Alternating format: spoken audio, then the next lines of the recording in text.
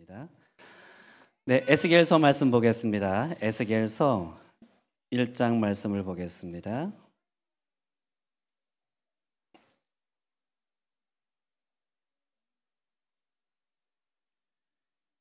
네, 홍 목사님과 또 김윤진 간사님은 지금 에티오피아 가 계십니다. 그래서 거기 NCMN 또 건물 점검하시고 그리고 나서 이제 가봉 또 왕의 제정 캠프 또 합류하셨다가 또 이제 끝나면 다시 에티오피아로 가서 역시 건물 최종 점검하고 다시 이제 돌아올 예정입니다. 네, 기도 많이 해주시기 바랍니다.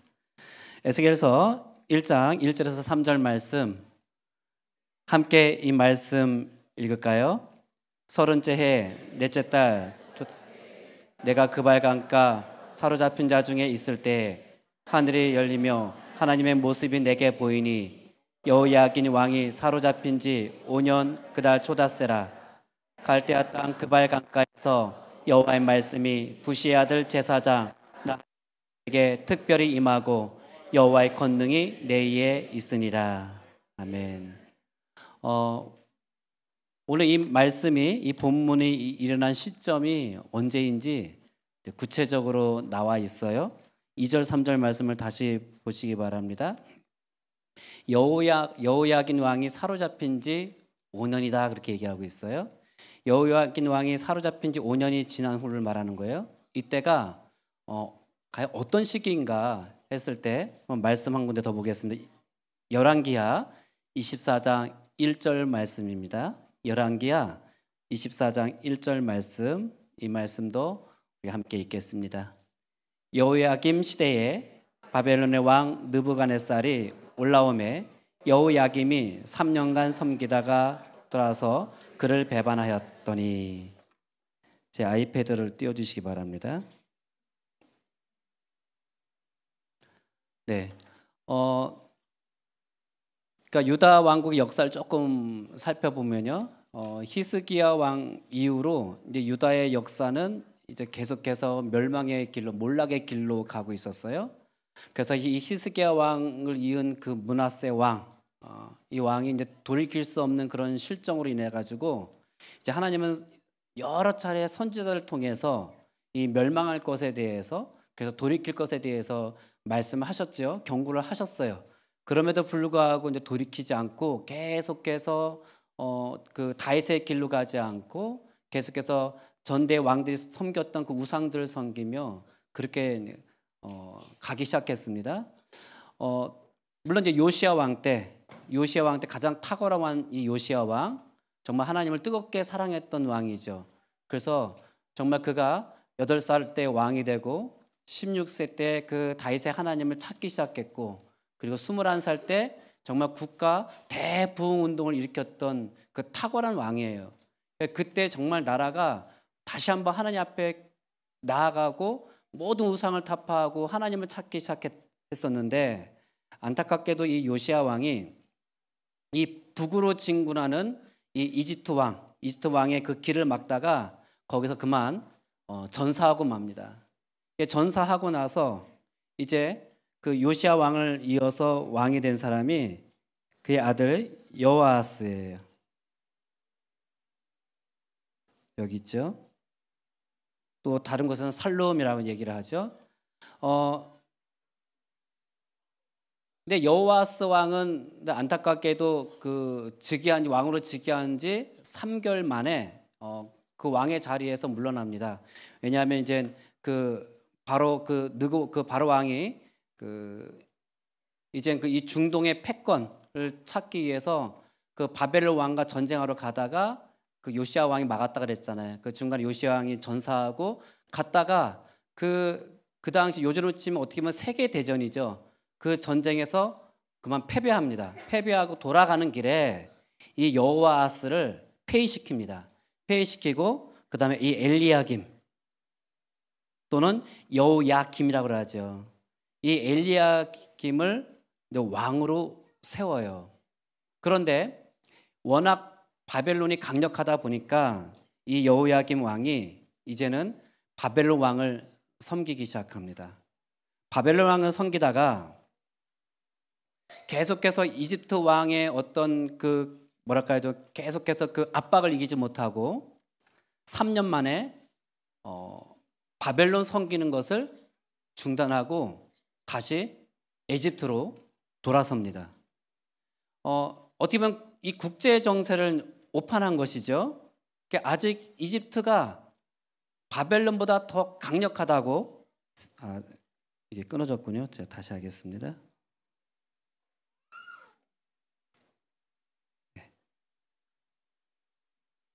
여전히 애굽이 강력하다고 판단한 것이에요. 그래서 여호야김 왕 3년에 이 바벨론 왕 느부갓네살이 이 갈대아의 부대, 또 아람의 부대, 또 모압과 암몬 자손의 부대를 이끌고 침공했습니다. 그리고 이 저항하던 이 여호야김 왕이 결국 전쟁에 져요. 패하고 쇠사슬에 묶여가지고 포로로 잡혀갑니다.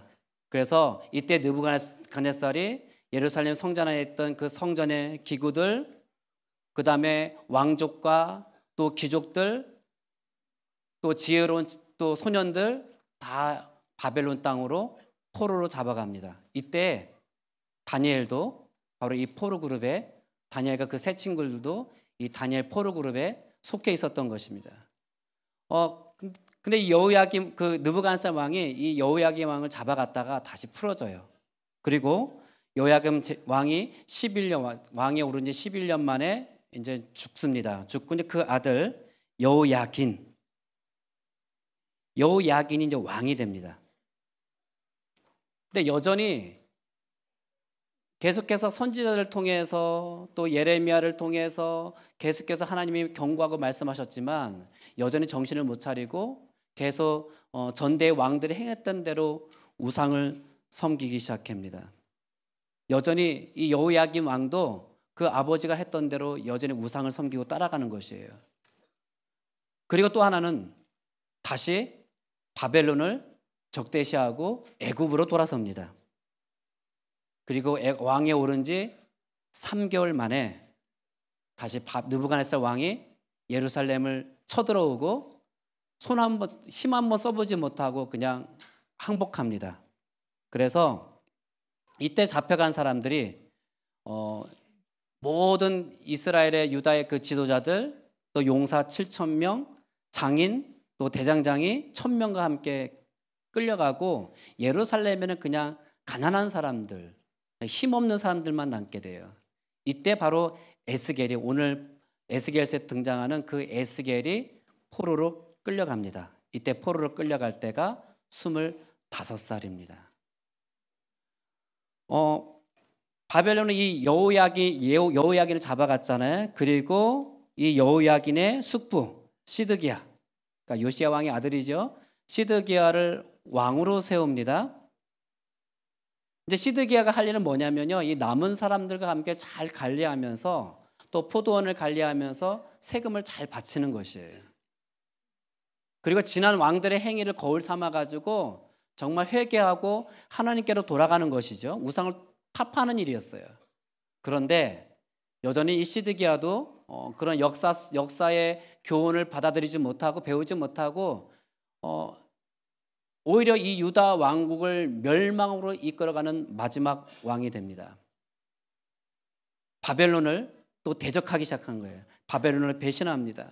그래서 시드기야 왕 9년에 이 바벨론의 느부갓네살 왕이 대군을 이끌고 침공해가지고 이 예루살렘을 다 포위합니다. 그리고 3년 동안 시드기야가 버티죠. 근데 그 3년 동안 그 안에 예루살렘 성 안에 갇혀서 어떻게 버틸 수 있었겠어요? 식량도 떨어지고 점점 또 아사자들이 생기고 또 성벽은 계속해서 무너지기 파괴되기 시작했습니다. 그래서 이 왕이 몰래 야밤도주를 합니다. 그런데 바벨론 군사들이 그것을 알고 이 왕을 시드기야를 붙잡고요. 시드기야를 붙잡고 나서 그가 보는 앞에서 그의 아들들을 죽이고 그리고 시드기야의 두 눈을 뽑고 바벨론으로 포로로 끌려갑니다. 그리고 완전히 유다는 멸망의 길로 가게 됩니다. 이 일이 벌어진 때가 에스겔을 포로로 잡아간 지 10년이 지나서였습니다. 다시 본문으로 들어와서 에스겔 본문으로 들어와서 자, 에스겔이 환상을 보게 돼요. 근데 이 환상을 봤을 때 오늘 2절 말씀에 여호야긴 왕이 잡혀간 지 5년이라고 했습니다. 그러니까 지금 에스겔이 겪고 있는 것은 두 사건 사이에 있어요. 하나는 예루살렘의 그 명망 있는 사람들과 함께 에스겔이 포로로 잡혀간 그 시점 사건과, 또 하나는 이 시드기야 때 나라가 완전히 멸망하는 이 사건 사이에 지금 하나님께서 에스겔을 찾아오신 것이에요. 이런 맥락을 좀 여러분들 좀 생각해 두시고, 이 하나님이 이 에스겔을 찾아오신 이때에 에스겔의 상태가 좋은 때가 아닙니다. 그러니까 에스겔은 지금 포로들 한가운데 그 한 명으로 이 낯선 땅에 잡혀 있는 것이에요. 지금 그의 상태는요, 에스겔 개인에게만 그 한정된 상태가 아니에요. 다시 말해서 에스겔서 1장 1절 말씀을 보면, 자, 1장 1절 말씀 보시면 30째 해 넷째 달 초닷새에 내가라고 시작합니다. 30째 해 넷째 달 초닷새에 내가. 여기 30째 해라고 그러죠. 30째 해. 이것은 무슨 뜻일까? 이것은 에스겔의 나이를 말하는 것이에요. 민수기 4장을 보면요, 제사장이 본격적으로 일을 언제부터 할 수 있느냐면 30세부터 할 수 있습니다. 일반적으로 일반 백성들은, 일반 장정들은 20살부터 일하지만 제사장 직무는 30세부터 50세까지 남자가 그 직무를 수행할 수 있어요. 그러니까 에스겔이 잡혀갈 때가 25살이라고 그랬어요. 그러면 25살이면은 한참 이 수습 제사장, 그러니까 인턴으로 수습 제사장으로 그 직무를 해야 할 때 포로로 잡혀간 거예요. 에스겔의 10대 시절은요, 요시야가 왕이었습니다. 정말 하나님을 뜨겁게 사랑하는 왕, 정말 하나님을 위해서 온 모든 우상을 타파하고 개혁을 일으켰던 왕, 그 국가적인 부흥을 주도했던 이 왕이 있을 때가 에스겔 10대였어요. 그러니 그 요시야 왕을 보면서 이 10대인 에스겔의 심장에도 정말 나의 부르심, 자신의 부르심은 제사장 아니겠어요? 정말 하나님을 뜨겁게 사랑하는 것을 요시야 왕을 통해서 그에게도 그 사명이 불타올랐어요. 자신에게 주어진 이 책무가 얼마나 중요한지 알고 있었습니다. 자신에게 주어진 이 사명이 얼마나 중요한지, 그래서 그 사명을 위해서 자신의 삶을 드리며 살아갔던 것이에요. 이 가문의 이 천직인 제사장 가업에 그가 헌신하며 잘 훈련받아서 이제 30살이 되면, 30세가 되면 본격적으로 제사장으로서 직무를 수행하는 것이었어요. 그런데 25살에 갑자기 바벨론 포로가 되어서 예루살렘을 떠나게 된 것입니다. 제사장은 성전에서 일하는 사람이잖아요. 이 예비 제사장이 이 예루살렘을 떠나서 지금 성전이 없는 바벨론 땅으로 간 것이에요. 여러분, 이것은 얼마나 당황스러운 일이겠어요. 그러니까 인생의 방향이 완전히 바뀐 것이에요. 지금 자신은 10대 때부터 이 사명을 알고 헌신했어요. 하나님의 부르심을 때문에 그 부르심을 위해서 준비해 왔어요. 자신의 삶을 온전히 하나님께 드렸습니다. 나는 평생 이 제사장으로서 이 일에 헌신하며 살기로 결정했어요. 그리고 이 일을 위해서 자신의 삶을 거룩하게 해나가며 열심히 공부도 하고 또 훈련했습니다. 그리고 오직 이 일에 자신의 시간과 에너지와 열정을 다 쏟아부었습니다. 그리고 25세가 되었을 때, 야, 드디어 이제 25세가 되었으니까 앞으로 5년 동안 수습 제사장으로서 이제 이 일을 훈련하면 되는 것이에요. 5년만 훈련 잘 받으면 자기는 30세부터 내가 오랫동안 준비해왔던 이 일, 10대부터 꿈꿨던 이 일을 할 수 있는 것이에요. 그런데 25살에 바벨론 포로로 끌려온 것입니다. 자신의 꿈은 산산이 무너졌습니다. 예를 들면 이런 거예요. 아이들을 너무너무 좋아합니다. 그리고 자신의 사명은 아이들을 가르치는 거예요. 그래서 이 일을 위해서 오랫동안 준비해 왔습니다. 이것 때문에 내가 대학도 그런 쪽으로 갔어요. 그리고 대학 가서 유아교육을 전공했습니다.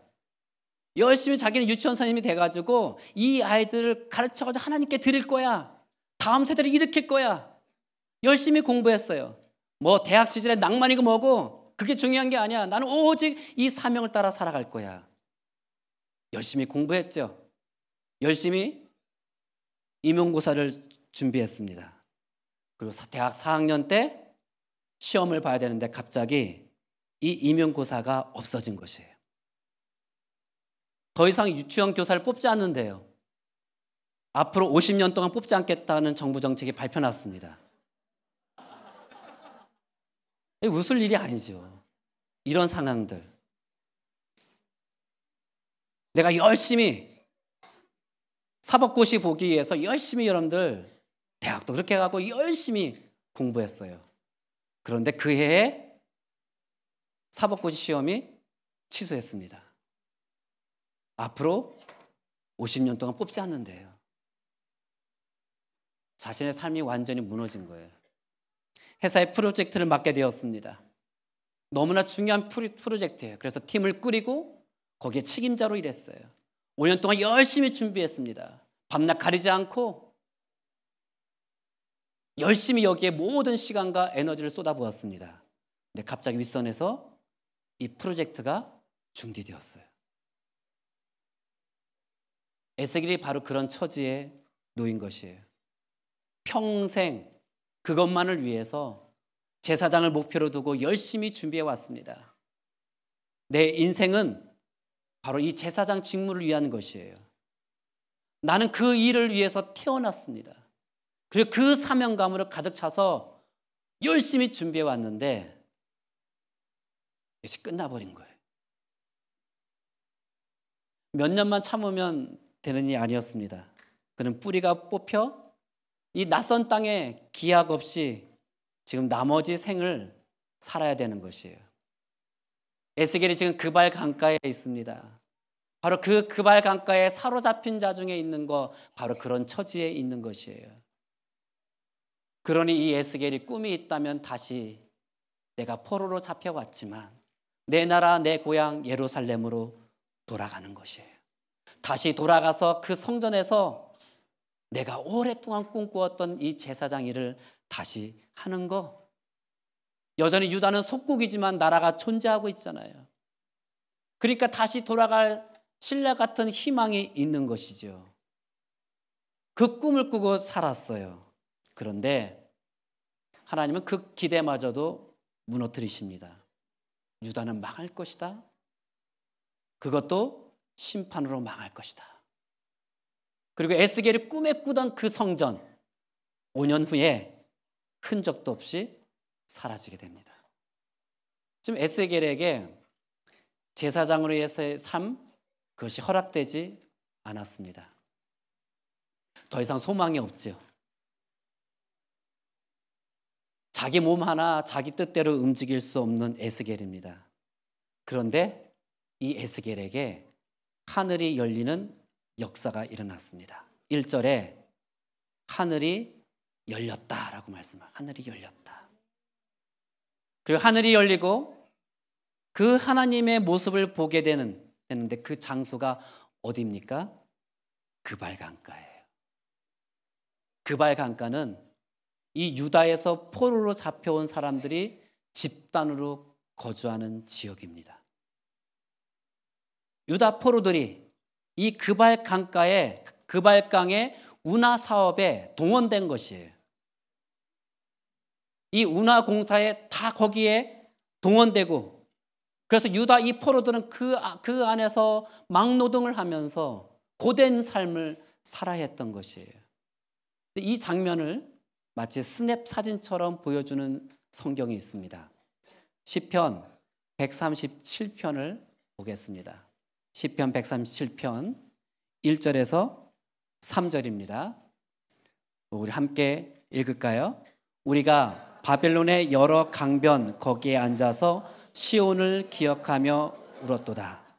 그 중에 버드나무에 우리가 우리의 수금을 걸었나니 이는 우리를 사로잡은 자가 거기서 우리에게 노래를 청하며 우리를 항폐하게 한 자가 기쁨을 청하고 자기들을 위하여 시온의 노래 중 하나를 노래하라 하미로다. 네. 이 3절은 이 멸망한 나라의 하늘 안고 살던 그 유다 포로들의 애절한 그 슬픔을 구체적으로 우리에게 돌려주고 있어요. 이것을 새 번역 성경으로 한번 보여드리겠습니다. 우리를 사로잡아온 자들이 거기에서 우리에게 노래를 청하고 우리를 짓밟아 끌고 온 자들이 저희들 흥을 돋우어 주기를 요구하며 시온의 노래 한 가락을 저희들 위해 불러보라고 하는구나. 이 멸망한 유다 포로들을 향해서 야, 한번 노래 한번 불러봐. 조롱하는 것이죠. 마치 일제시대 때 먼 이국 땅에 강제적으로 동원된 사람들이 그들이 자주 불렀던 노래가 무엇이겠어요? 나의 살던 고향은 이거 아니겠어요? 이 노래를 부르면서 자기의 고국 생각하면 눈물을 흘렸겠죠. 제가 군대에 있을 때요, 훈련소에 있을 때 이제 주일마다 교회를 가잖아요. 그러면 주일날 예배 드릴 때, 근데 이 교회는 믿는 자들만 오는 곳이 믿지 않는 애들 많이 옵니다. 이 교회 가면 먹을 거 주기 때문에 한 500명이 모여서 막 찬양할 때 항상 부르는 찬양이 있었습니다. 그것은 찬송가 어머니의 넓은 사랑. 가사를 쭉 보시면 제가 부를 수 없어서 어머니의 넓은 사랑 귀하고도 귀하다. 그 사랑이 언제든지 나를 감싸줍니다. 내가 울 때 어머니는 주께 기도드리고 내가 기뻐 웃을 때 찬송 부르십니다. 이 찬양 부를 때요, 내가 울 때 이거 할 때 다 웁니다. 믿는 사람이든 믿지 않는 사람들 다 펑펑펑 울어요. 근데 이거를 놀랍게도 6개월 내내 불렀어요. 지금 에스겔은 한 나라가 망할 때 그 안에 있는 이 개인이 얼마나 대책 없이 산산조각 날 수 있는지를 뼈저리게 경험한 사람입니다. 그는 이 절망의 진수를 맛본 사람이에요. 절망이 무엇입니까? 나라는 개인이 아무리 몸부림치고 애써도 이 나를 에워싸고 있는 이 공동체가 망할 때 나도 망하는 것이죠. 내가 통제할 수 없는 그 한계 밖으로 몰리는 것이에요. 우리가 1997년 IMF를 기억하잖아요. 여기 다음 세대는 잘 모르겠지만 이때가 제가 신학대학원 1학년 때였습니다. IMF 구제 금융 때 알잖아요. 우리나라의 숱한 기업들이 다 무너졌어요.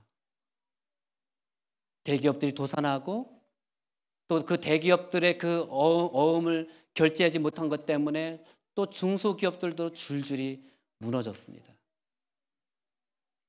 김미진 강사님도 이때 어려웠다고 얘기하잖아요.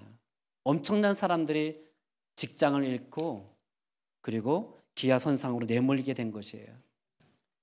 여러분들, 공동체의 이 절망은 그 구성원의 그 개인적인 절망 안에서 극에 달하는 것이에요.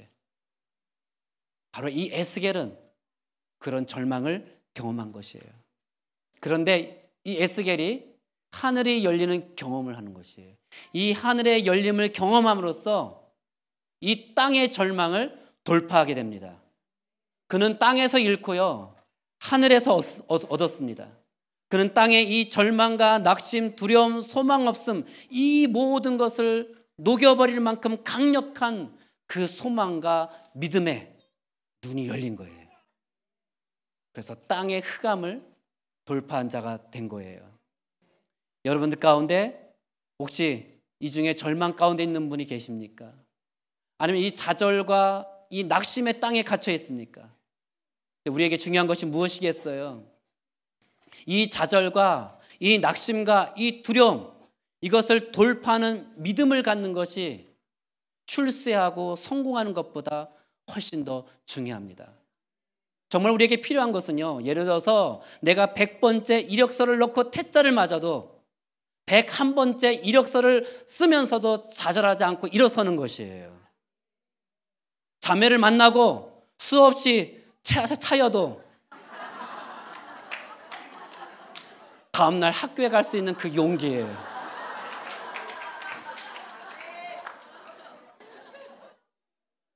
오늘 영업을 뛰었는데요, 수없이 거절을 당해도 좌절하지 않고 다시 다음날 영업을 뛸 수 있는 그 힘을 말하는 것이에요. 누구나 다 이 그발강가와 같은 현실과 마주할 수 있습니다. 내가 맞닥뜨리는 현실은 절대로 만만치 않습니다. 그럼 이 그발강가에서 필요한 것은 무엇입니까? 한때 유다의 이 명문 귀족가의 자손 에스겔, 25살의 나이에 이 제사장 수습 봉사직을 시작해야 할 그 나이에 성전이 파괴되고 또 자기 직장이 송두리째 불타는 것을 목도하지 않았습니까? 첫 포로 생활 5년 동안은 집에 다시 돌아가고 싶어서 하루하루 손꼽아 기다렸지만 정확히 5째 해가 지날 때까지 그에게는 어떤 희망적인 일도 일어나지 않았습니다. 이것이야말로 비극이고 절망입니다. 그러나 이 에스겔은요, 자신의 인생 설계대로 진행되지 않은 이 인생의 한복판에서 바로 이 돌파하는 은혜를 경험합니다. 그는 자신의 이 불행한 현실과 비극적인 절망을 하늘의 그 열림을 통해서 돌파하는 은혜를 누립니다. 자신의 인생 설계대로 추진되지 않고 전혀 엉뚱한 길로 일탈하는 인생을 부여잡고 다시 한번 일어설 수 있는 이 용기, 다시 한번 일어설 수 있는 그 믿음, 이것이 에스겔의 신앙 정수입니다. 자신의 젊음의 이 야심이 산산이 부서져가지고 허공에 흩어질 때 오히려 하늘이 열리고요, 하나님을 경험함으로 그는 돌파하는 은혜를 경험합니다. 알렉산더 솔제니치의, 이거 한번 띄워주시기 바랍니다. 알렉산더 솔제니치의 소설이 있습니다. 이반 데니소비치의 하루. 이 솔제니치가 실제로 스탈린 시대에 감옥에 갇혔고 8년의 감옥을 살죠. 그리고 그가 감옥에서 나와가지고 그 자신의 감옥을 바탕을 해가지고 소설을 쓴 것이에요. 이 이반 데니소비치의 하루 주인공 이반이 이제 10년 징역형을 받고 복역을 합니다. 근데 그에게서 이 하루는 너무나 중요합니다. 그 하루를 소중하게 여기지 않으면 그냥 10년 동안 징역살이 하면서 아마 그는 갈갈이 모든 것이 무너지고 아마 모든 삶이 끝나버렸을 것이에요. 그래서 그가 하루를 어떻게 자신의 생각을 바꾸냐면 하루를 소중하게 여깁니다. 그리고 자신은 존귀하게 살기로 결정합니다. 그래서 하루를 소중하게 보냄으로써 이 10년간의 감옥 생활을 거기서 자기가 어떻게 탈인간화되지 않고 좌절하지 않고 바로 이겨낼 수 있는 힘을 키우기 시작해요. 비록 자기가 감옥 안에 있다 할지라도 오히려 자신의 일, 감옥에서 하는 자신의 일을 존중히 여기고 또 자기 자신을 귀하게 여깁니다. 그리고 그것 때문에 이가 10년을 능히 감옥에서 버틸 수 있는 힘을 얻습니다. 근데 이 소설에 등장하는 그 제수들이 있는데요, 이반 데니소비치에 의해서 이 제수들이 막 바뀌기 시작해요. 그래서 그들이 이 죄수들은요 그 안에서 절망하지 않고 또 감옥 생활을 견디기 위해서 매우 사소해 보이는 이 하루를 소중하게 여깁니다. 전에는 왜냐하면 이 수용소이기 때문에 스탈린 시대잖아요. 그러니까 먹을 것 주는 것도 너무너무 부족해요. 그 먹을 것 때문에 서로 싸우고 죽이기도 하고 하루에 배급되는 양이 너무너무 적어요. 그거 먹고 도저히 견딜 수 없는 거예요. 그래서 막 아이고 내가 오늘도 죽겠구나, 죽어버리고 싶다, 그런 넋두리를 하면서 다 먹은 접시를 막 혀를 핥으면던 사람들이 이 이반 데니소비치의 격려로 이 하루의 삶이 얼마나 중요한지를 깨닫고 배가 좀 고파도 나누기 시작합니다. 더 먹기 위해서 막 접시를 핥았던 그것을 중지하고 오히려 콩알 하나라도 나누기 시작합니다. 나와 같이 재수 생활하는 이 사람들이 내게는 가장 소중한 사람들이라는 것을 알기 시작합니다. 자, 이 이반 데니소비치의 이 지도력 아래 자신들의 삶이 바뀌기 시작해요. 내가 얼마나 존귀한 사람인지 알기 시작합니다. 이 이반 데니소비치의 일은 뭐냐면 이 돌을 깨는 석수장이었어요. 그는 하루하루에 고된 노동을 하면서 이 하루를 버티기 위해서 자기의 존엄성을 늘 확인합니다. 그래, 나는 살만한 가치가 있는 존재야. 나는 귀한 존재야. 하나님이 나를 그렇게 만드셨어. 스스로에게 그렇게 확인시킵니다. 이런 행동 때문에 오히려 그 교도관들이 이 이반 데니소비치를 오히려 존경하게 됩니다. 그가 막 일을 하다 보니 이제 기술도 늘기 시작해요. 그리고 이 돌 깨는 일이 이제는 그전에는 고통이고 힘들었지만 이제는 자신에게는 하나의 즐거움이 됩니다. 그리고 자신이 있는 곳이 이 감옥인 것도 다 잊어버려요. 그렇게 그가 이 10년 동안 이 감옥 생활에 견디기 시작하는 거예요. 이것은 무엇을 말합니까? 자기 현실을요, 절망적인 현실을 새로운 관점으로 해석한 거예요. 새로운 차원으로 넘어간 것이죠. 우리를 자살로 몰아갈 만큼 이 절박한 현실을 견딜 수 있는 길은 여러분 그 절망을 묵상하는 것이 아닙니다. 나를 힘들게 하는 그 사람을 묵상하는 것이 아니라 바로 그 절망의 이면을 통찰하는 것이에요. 사물과 어떤 문제의 표면만 보지 말고 환경의 표면만 보지 말고 바로 그 이면을 바라봐야 되는 것이죠. 포로 생활의 외면은, 포로 생활의 겉은 절망이에요. 근데 그 이면에는 하나님이 예비하신 새로운 현실이 있다는 것을 알게 됩니다. 이 에스겔에게 하늘이 열리는 경험이 중요한 것은요, 자신의 삶을 소망 없음, 절망, 또 파산, 상실 이런 코드로만 읽지 않고 하나님의 이 창조적인 해체, 하나님의 세계 통치에 대한 새로운 눈을 뜨게 됩니다. 그리고 자신의 새로운 사명을 발견하게 되는 것이에요. 그가 이 포로살이라는 절망의 무게를 견디고 살아남아야 하는 이유를 바로 하늘이 열림으로써 그는 깨닫게 된 것이에요. 하늘이 열리면서 하늘에서 하나님의 그 불전차를 목격하게 됩니다. 그 불전차를 통해서 유다는 망해도 하나님은 여전히, 하나님의 나라와 하나님의 보좌는 여전히 견고하고 이상이 없다는 것을 알게 됩니다. 그래서 이스라엘의 하나님은 살아계신다면 여전히 이스라엘은 여전히 미래가 있다는 것, 소망이 있다는 것을 알게 되는 것이에요.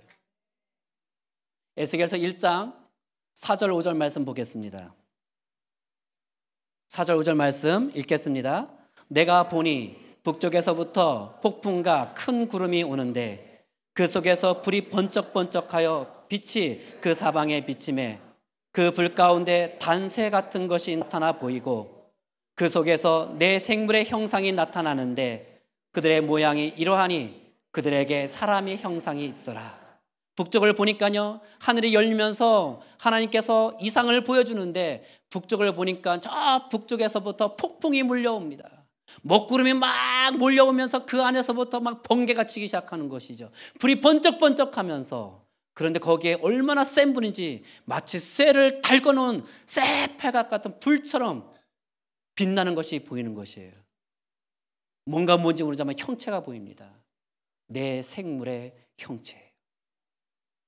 그러면서 이 1장에서 쭉 보는 환상이 뭐냐면 내 생물의 형상과 또 내 날개와 4개의 바퀴 모양의 환상을 자세히 묘사합니다. 이 형상은요, 하나님의 성전의 법궤입니다. 법궤.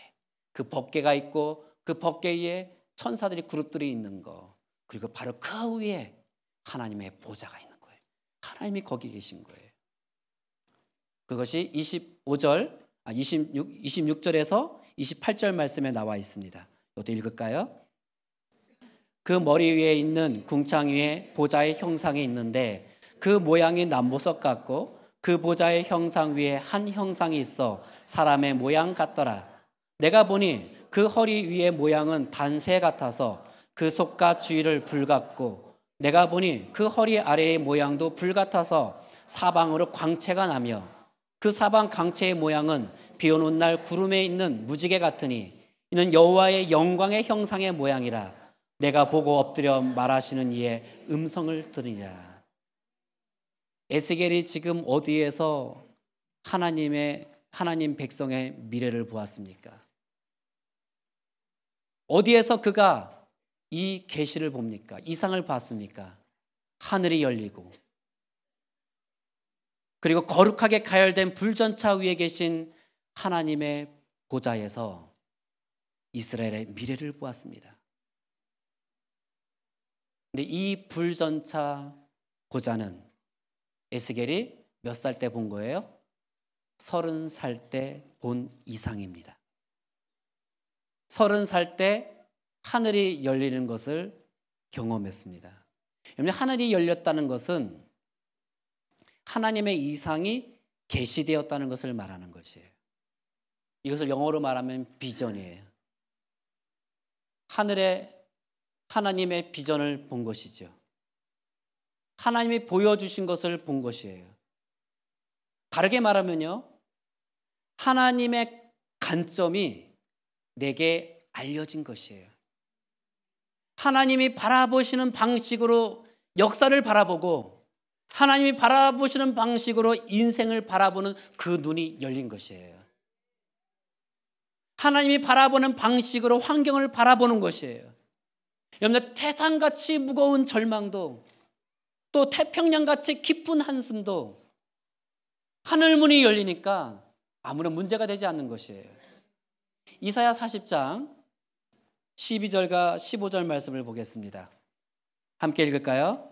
누가 손바닥으로 바닷물을 헤아렸으며 뼘으로 하늘을 쟀으며 땅의 티끌을 대에 담아 보았으며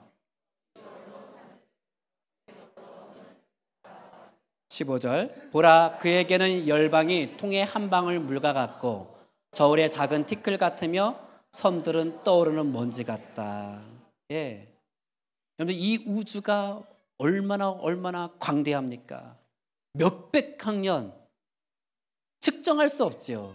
근데 아무리 측정할 수 없고 거대할지라도 하나님에게는 한 뼘밖에 안 되는 거예요. 하나님의 가장 작은 저울에 달아도 이 거대한 이 대양과 산과 바다는 먼지처럼 작아집니다. 인간이 볼 때, 사람이 볼 때 이 엄청나게 절망적인 산도 하나님의 저울 앞에서는 먼지처럼 작아지는 것이에요. 이것이 바로 하나님의 관점에서 하나님의 눈으로 사물을 바라보는 것입니다. 바로 이것이 하늘이 열리는 경험이에요. 여러분에게 이런 하늘이 열리는 경험이 있기를 바랍니다. 이것이 보이면 바로 돌파의 역사가 일어나는 것이에요. 이것이 보이지 않으면 돌파하지 못하는 것이에요. 이런 일이 어떻게 가능합니까? 어떻게 우리에게 이 돌파하는 은혜가 있습니까? 3절 말씀을 보시기 바랍니다.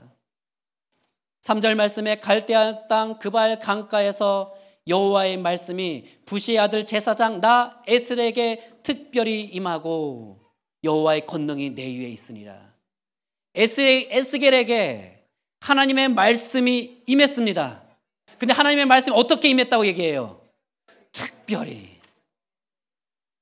하나님의 말씀이 특별히 임했다는 것은 이 하나님의 말씀이 저항할 수 없을 만큼 강력하게 나에게 임했다는 것이에요. 다시 말해서 하나님의 말씀에 사로잡혔다는 것이에요. 하나님의 말씀이 임해야만 하늘이 열리는 것입니다. 하나님의 말씀에 사로잡히면 우리의 눈이 열려지는 것이에요. 여러분의 삶에 하나님의 말씀에 특별히 임하기를 바랍니다. 하나님의 말씀이 특별히 임하면 하늘이 열리는 것이에요. 하나님의 말씀의 깊은 진리가 이 눈앞에 펼쳐지면서 하나님의 관점이 우리 속으로 스며드는 것이에요. 하나님의 말씀이 임할 때 하나님의 그 관점으로, 하나님의 그 시선으로 세상을 바라보기 시작하는 겁니다. 하나님의 말씀이 특별히 임할 때 나에게 있는 문제들을 하나님의 시선으로 바라보기 시작하는 것이에요. 그러나 여러분들 이 하나님의 말씀을 이거 봉인하지 마세요. 홍 목사님께서 가르쳐 주신 것처럼 이 성경은 하나는 오픈북이고 하나는 클로스드북이라고 했어요. 열린 책이고 또 누군가에게는 닫힌 책입니다.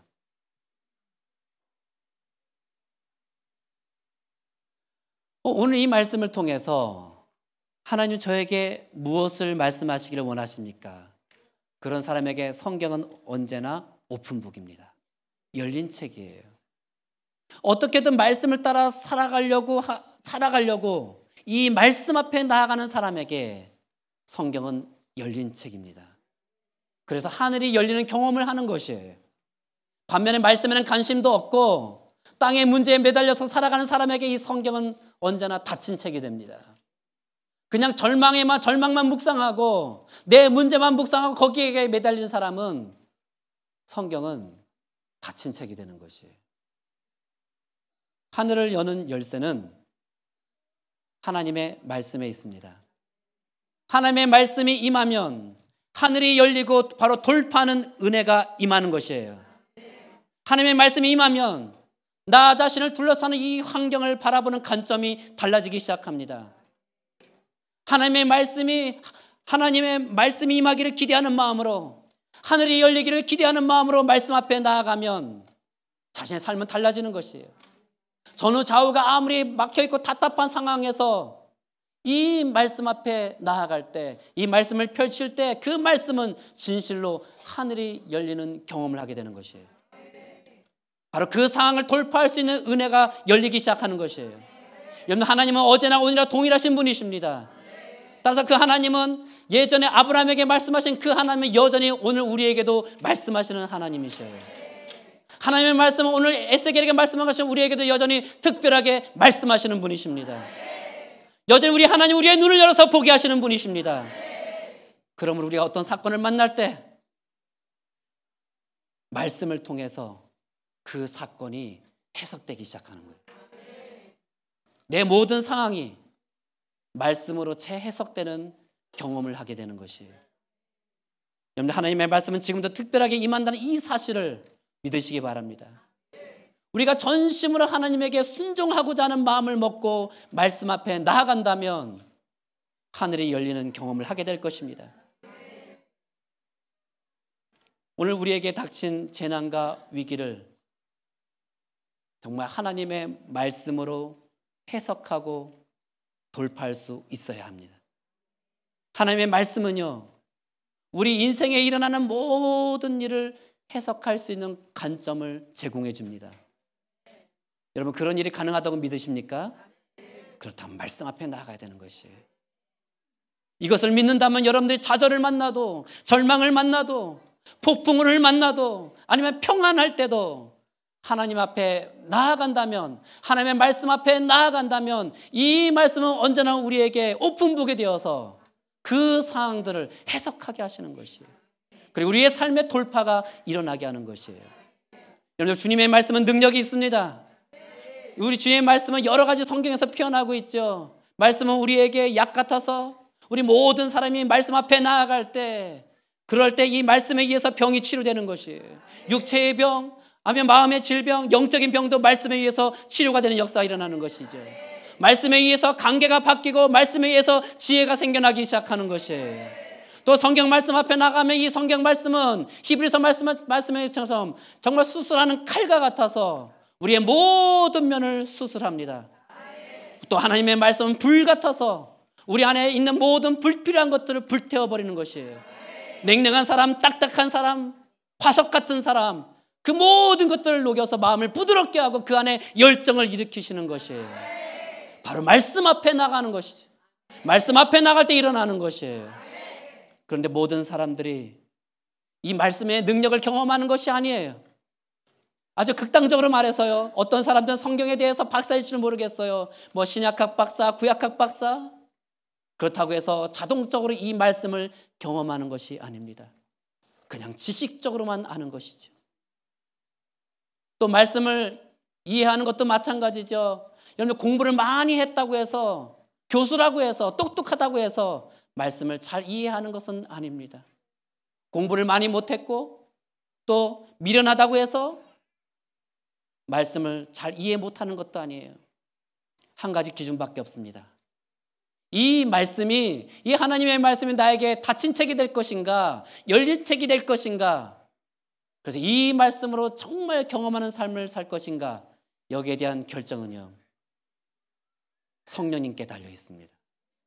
그래서 3절 말씀을 다시 보세요. 3절 말씀에 띄워주시기 바랍니다. 여호와의 말씀이 부시의 아들 제사장 나 에스겔에게 특별히 임하고, 말씀이 특별히 임하고 그 다음에 여호와의 권능이 내 위에 있으니라. 오직 성령이 임하면 거기에 말씀의 역사가 일어나기 시작하는 겁니다. 오직 성령이 임하면 그때부터 하늘이 열리는 경험을 하는 것입니다. 오직 성령의 능력으로만 우리는 돌파할 수 있습니다. 우리가 이 그발 강가에서 대책 없는 포로 생활을 계속하면서 이 정복자의 채찍에 등짝을 맞아가며 땀을 흘릴 때, 이 절망과 좌절의 그 시간에도 바로 우리와 함께 하시는 하나님이십니다. 에스겔의 말씀 여기저기에 떨어진 눈물을 아시고 바로 거기에 응답하시는 하나님이십니다. 우리 하나님은 절망을 돌파할 수 있는 은혜를 창조하시는 하나님이십니다. 하나님은 우리를 절대로 악도 없고 유혹도 없고 시련도 없는 곳에서 키우지 않습니다. 우리를 하여금 악과 시련이 있고 절망이 있고 자살로 인생을 마감하고 싶은 충돌이 출렁거리는 그 세상 한복판에서 자라게 하시는 것이에요. 여러분, 이 불확실한 세상 속에 우리를 집어던지신 그 하나님은 우리로 하여금 하늘이 열리는 그 기대를 하도록 인도하시는 하나님이십니다. 하나님은 우리를 짐짝처럼 집어던져 놓고 찾지도 않는 그런 무정한 하나님이 아니라, 우리가 이 억장 무너지는 이 절망의 강에 집어던져지는 순간 바로 하늘이 열리는 그 열망을 갈망하도록 이끄시는 하나님이십니다. 우리 삶에 하늘이 열리고 돌파가 일어나는 은혜는 다른 데 있지 않습니다. 그 은혜는 사람에게 있지 않습니다. 그 은혜는 오직 하나님의 말씀에 있습니다. 그 돌파의 은혜는 오직 성령이 임할 때 가능합니다. 우리 시간 기도할까요?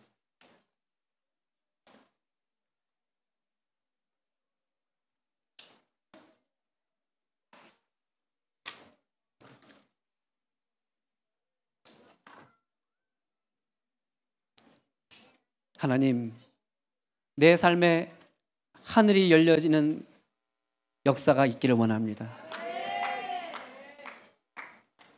말씀에 우리가 붙잡히기를 원합니다. 말씀을 갈망합니다. 하나님의 말씀에 사로잡히기를 원합니다. 주여, 이 말씀에 대해서 우리의 눈이 열려지게 하여 주시옵소서. 말씀 앞에 나아갈 때마다 하늘 문이 열리는 경험 있게 하여 주시옵소서. 주여, 우리 가운데 성령을 부어주셔서 이 말씀을 따라 살아갈 수 있도록 역사하여 주시옵소서. 우리가 두 손 높이 들고 주여 외치며 기도하겠습니다. 주여,